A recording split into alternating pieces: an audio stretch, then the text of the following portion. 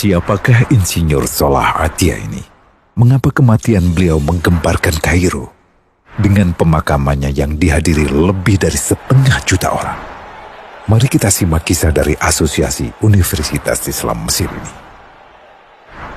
Al-Kisah dari kampung kecil bernama Tafahna al-Ashraf, distrik Middle Ghamir, Provinsi Dakohliah, Mesir, ada 9 orang sarjana miskin lulusan Fakultas Pertanian. Lalu mereka pun sepakat membuat sebuah peternakan unggas, sembari mencari mitra ke-10.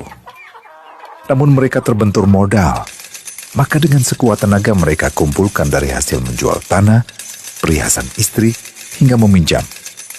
Meski tidak banyak terkumpul, namun mencukupi untuk memulai usahanya. Pertanyaan tersisa, siapa mitra yang ke-10?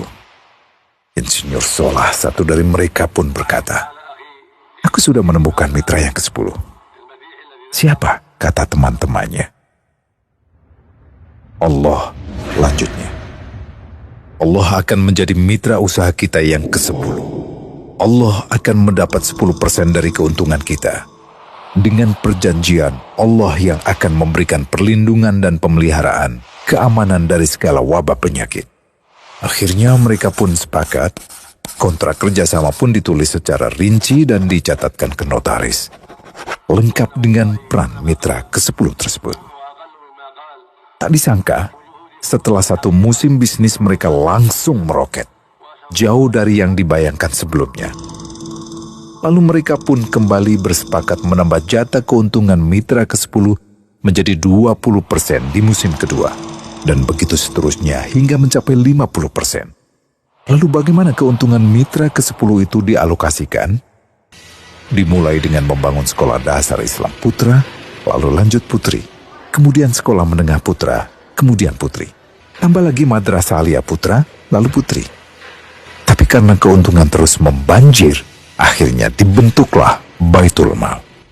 Dan mereka pun mengajukan ke pemerintah untuk membangun universitas di kampung.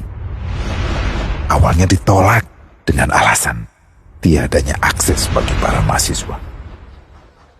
Tak berapa lama mereka pun mengajukan pembangunan universitas lengkap dengan stasiun kereta beserta jalurnya dengan biaya mandiri. Akhirnya permintaan ini disetujui, dan pertama dalam sejarah Mesir berdirilah sebuah universitas di perkampungan kecil. Semakin berkembang, dibangun pula fakultas kedua, ketiga, keempat hingga asrama putri dengan kapasitas 600 kamar.